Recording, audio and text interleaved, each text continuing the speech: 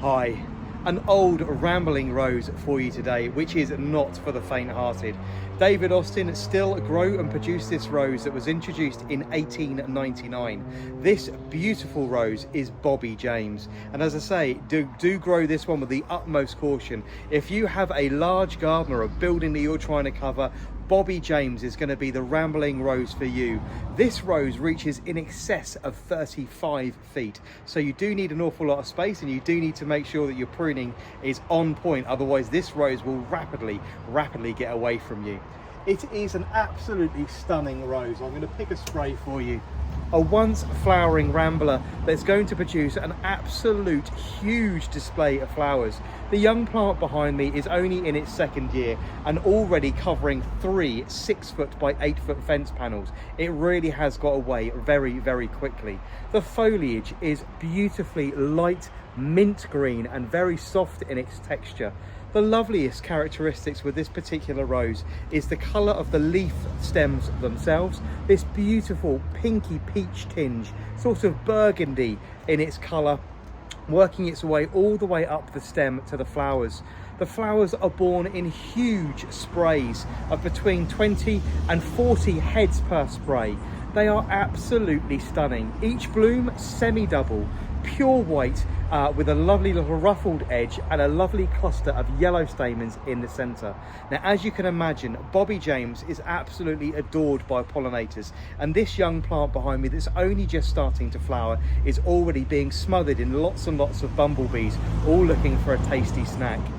It is incredibly thorny, very disease resistant, as you can imagine, at 35 feet as its finished height. It's incredibly vigorous. I say, turn your back on this one and it will rapidly overtake. But if, like me, you have a large runner fence and you wanted to create a mass of show all at once, Bobbie James might be the rambler for you. I have this planted in conjunction with several other once flowering roses. Well, actually not. On my right hand side, I've got a Ghislaine de Filigrande, which is a repeat flowering rambler. Bobbie James is then right in the middle, working its way to Sweet Siri from Harkless Roses and along to Constant Spry. I wanted this white rose to be the backdrop for all of those other beautiful pastel pinks and peaches. I wanted this to ramble all the way along the fence and be the backdrop to those other colours, and I think it's going to do a really wonderful job. As I say, incredibly vigorous, very fast growing. So if you're impatient and you want to get something away very quickly, Bobbie James is going to do that for you. But it is a once flowering rambler, so you're going to get one huge show out of it somewhere in mid-June to the very early part of July. It's going to put on thousands and thousands of flowers, filling the air with its amazingly strong myrrh fragrance.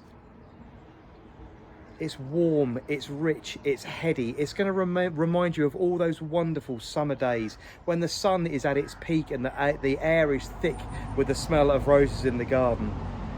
It really is incredibly pleasant. However, do not deadhead this rose like most ramblers after it's flowered.